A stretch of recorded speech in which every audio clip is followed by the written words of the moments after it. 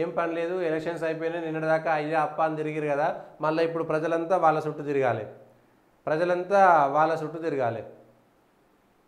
ఇక నిన్న రేవంత్ రెడ్డి గారు, అటు లక్ష్మణ్ గారు బీజేపీ నుంచి, కేటీఆర్ గారు టీఆర్ఎస్ పార్టీ నుంచి, ముఖ్యమంత్రి రేవంత్ రెడ్డి గారు మాట్లాడినటువంటి మాటలు చూస్తే, ముఖ్యమంత్రి రేవంత్ రెడ్డి గారు ఏమంటారంటే కాంగ్రెస్కు 13 సీట్లు వస్తాయి, బీజేపీని తమకు ప్రత్యర్థిగా బీఆర్ఎస్ బలవంతంగా సృష్టించిందని ఆరోపించారు. దేశంలో మోడీ వేవ్ లేదు, ఏం లేదనేటువంటి మాట మాట్లాడారు. అయితే ఇక్కడ మాట్లాడింది ఏంటంటే ఇంకొకటి, రుణమాఫీ కార్పొరేషను 9 నుంచి 13 సీట్లు పక్కా వస్తాయని చెప్పేసి చిట్చాట్ చేసినటువంటి దాంట్లో టీఆర్ఎస్ పార్టీ కావాలని ఒక 6 సీట్లలో బలహీనమైనటువంటి అభ్యర్థులు నిలబెట్టి బీజేపీకి పరోక్షంగా సహకరించింది బీఆర్ఎస్ పార్టీ అనేటువంటిది ముఖ్యమంత్రి గారు రేవంత్ రెడ్డి గారు చేసినటువంటి ఆరోపణ. రేవంత్ రెడ్డి గారు చేసినటువంటి ఆరోపణ అంటే బీఆర్ఎస్ పార్టీ బలహీనమైనటువంటి అభ్యర్థులను పెట్టి మాకు కావాలని బీజేపీకి సహకరించింది అనేటువంటిది ఆయన మాట్లాడాడు. నిన్న ముఖ్యమంత్రి నివాసంలోనే కూర్చొని సమీక్ష చేసినటువంటి అంశము.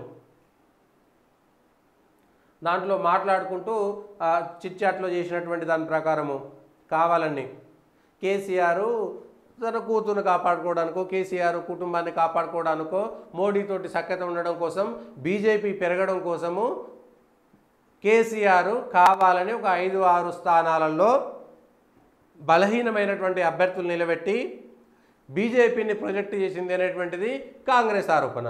ఇక దీనికే కేటీఆర్ ఆరోపణ ఏంటంటే బీజేపీ గెలుపునకు ఢిల్లీలో కుస్తీ, గల్లీలో దోస్తీ, తెలంగాణలో కాంగ్రెస్ బీజేపీ కలిసిపోయినాయి, బీజేపీ గెలుపునకు శ్రమించిన రేవంత్ 6 చోట్ల కాంగ్రెస్ డమ్మీ అభ్యర్థులు, కేసీఆర్ బస్సు యాత్రలో రాజకీయాల్లో మలుపు, దేశంలో ఏ కూటమికి మెజారిటీ రాదు, ప్రాంతీయ పార్టీలే కీలకం. సరే ఆశావాహ దృక్పథం అంటాం కదా, ఆ దృక్పథం ఉండడంలో తప్పలేదులే. కానీ వీళ్ళు చేసినటువంటి దాంట్లో కాంగ్రెస్ సీనియర్ నాయకుడైన జీవన్ రెడ్డిని కరీంనగర్లో పోటీ చేయాలనుకుంటే ఆయనను బలవంతంగా నిజామాబాద్లో పోటీ చేయించారని తెలిపారు. కరీంనగర్లో కాంగ్రెస్ అభ్యర్థి ఎవరో కూడా ప్రజలకు తెలియదని ఎద్దేవా చేశారు. ఇక సికింద్రాబాద్ అభ్యర్థి కూడా చివరి 10 రోజుల్లో ప్రచారం కూడా చేయలేదని, మల్కాజ్గిరి అభ్యర్థి ఆ ప్రాంతానికి సుపరిచితులు కాదని సీఎం రేవంత్ రెడ్డి కాంగ్రెస్ తరఫున డమ్మీ అభ్యర్థులు నిలబెట్టి బీజేపీని గెలిపించడానికి కిషన్ రెడ్డి కంటే ఎక్కువ కష్టపడ్డారని అన్నారు. ఆయనేమో మీ వాళ్ళే డమ్మీ అని రేవంత్ రెడ్డి, మీ వాళ్ళే డమ్మీ అని చెప్పి బీఆర్ఎస్. అసలు ఎవరు డమ్మీ అనేటువంటిది ప్రజలు తేలుస్తారు, ఏ పార్టీ డమ్మీ అనేటువంటిది తేలుస్తుంది. కానీ ఆరోపణ మాత్రం మీరంటే మీరు కాంగ్రెస్ పార్టీ డమ్మీ ఎందుకు పెడుతుంది? కాంగ్రెస్ పార్టీ ప్రధాన ప్రత్యర్థి, దేశవ్యాప్తంగా బీజేపీ కాంగ్రెస్ కలసడం అనేటువంటిది ఎన్నో వార్డు మెంబర్లు అక్కడనో ఇక్కడనో చిన్న చిన్న మున్సిపాలిటీలలోనో లేకపోతే గ్రామ సర్పంచులనో ఎంపీపీలో ఎన్నో తప్పని పరిస్థితుల్లో అక్కడ ఉన్నటువంటి రాజకీయ అవసరాల దృష్ట్యా ఎన్నో అక్కడిక్కడ కలిసి ఉండొచ్చులే, దానికి సంబంధం లేదులే. కానీ ఎక్కడ కలిసి ఉండేటువంటి అవకాశం ఉంటుంది? అట్లా నిజామాబాద్లో జీవన్ రెడ్డి ఓడిపోతాడు, అక్కడ బీజేపీ గెలుస్తుందని కేటీఆర్ గారు చెప్పినట్టే లెక్క. కరీంనగర్లో కూడా మళ్ళీ బీజేపీ గెలుస్తుందని చెప్పినట్టు లెక్క. సికింద్రాబాద్లో కూడా బీజేపీ గెలుస్తుందని చెప్పి, అంటే 6-7 స్థానాల్లో బీజేపీ గెలుస్తుంది, కాంగ్రెస్ డమ్మీ అభ్యర్థులను పెట్టింది అనేటువంటిది కేటీఆర్ గారు చెప్పినటువంటి మాటను అట్లా అర్థం చేసుకోవచ్చా మనం? సిరిసిల్లలో మాట్లాడుతూ కాంగ్రెస్ పార్టీ 100 రోజులు అమలు చేస్తామని 6 గ్యారెంటీలను తొంగలో తొక్కడంతో ఆ పార్టీ పట్ల ప్రజల్లో తీవ్ర వ్యతిరేకత కనిపించిందన్నారు. 5 నెలలుగా ప్రభుత్వాన్ని కాంగ్రెస్ టైప్ పాస్గా నడిపించిందని ఆరోపించారు. ఇక బీజేపీ తరఫున గత ఎన్నికల్లో 4 ఎంపీని గెలిపించినా వారితో ఒరిగింది ఏమీ లేదనే విషయం ప్రజలకు అర్థమైందన్నారు. కాగా నల్గొండ, ఖమ్మం, వరంగల్ జిల్లాల పట్లభద్రుల ఎమ్మెల్సీ నేపథ్యంలో బీఆర్ఎస్ ముఖ్య నేతలు ప్రజాప్రతినిధులతో కేటీఆర్ బుధవారం తెలంగాణ భవన్లో భేటీ కానున్నారు. ఇది కేటీఆర్ గారు చేసినటువంటి ఆరోపణ. ఇది రేవంత్ రెడ్డి గారు చేసినటువంటి ఆరోపణ. 6-7 సీట్లలో బీఆర్ఎస్కు డిపాజిట్ కూడా రాదు. 17 లోక్సభ సీట్లకు గాను 6-7 సీట్లలో బీఆర్ఎస్కు డిపాజిట్ కూడా రాదని సీఎం రేవంత్ రెడ్డి అన్నారు. మెదక్లో మాత్రమే ఆ పార్టీ గట్టి పోటీ ఇచ్చే అవకాశం ఉన్నారు. కాంగ్రెస్కు 13 ఎంపీ సీట్లు వస్తాయని, బీజేపీని తమకు ప్రత్యర్థిగా బీఆర్ఎస్ బలవంతంగా సృష్టించిందని ఆరోపించారు. సో వాళ్ళు వీళ్ళపైన ఆరోపణ సేమ్ ఇదే. గత అసెంబ్లీ ఎన్నికల్లో కూడా కాంగ్రెస్ పార్టీ టీఆర్ఎస్ బీజేపీ ఒకటి అనేటువంటిది మెసేజ్ ప్రజల్లోకి వెళ్ళడము, అప్పుడే కవిత కేసు రావడము, కవిత అరెస్ట్ కాకపోవడంతో ప్రజల్లోకి ఆ అనుమానాలు నెట్టవేయబడ్డాయి. దాన్ని బీజేపీ బలవంతంగా తిప్పికొట్టేటువంటి పరిస్థితుల్లో లేకుండా పోయింది. బీజేపీ ఆ విధంగా నష్టపోయింది.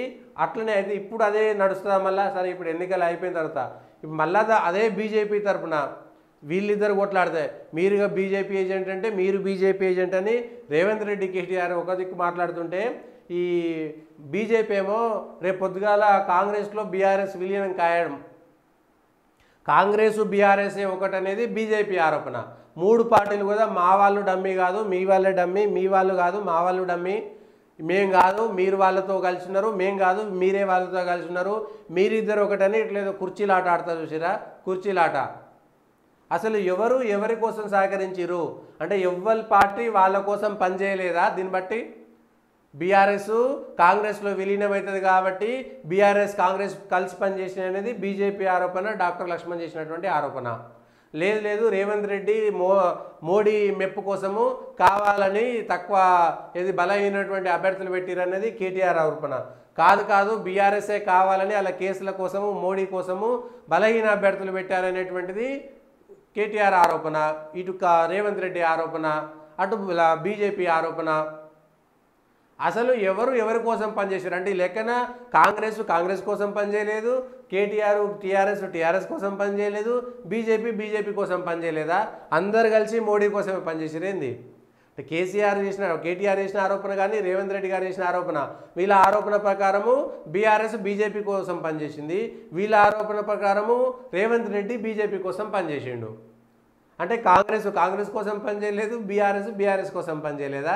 మోడీని గెలిపించడం కోసం వీళ్ళిద్దరూ కొట్లాడుకున్నారా? ఏదో ఉంటుంది చూసిరా, సన్నాసుడు కొట్లాడుకున్నాడు అని చెరువుల ఏదో సామెత వచ్చినట్టుకున్నది ఇది పరిస్థితి.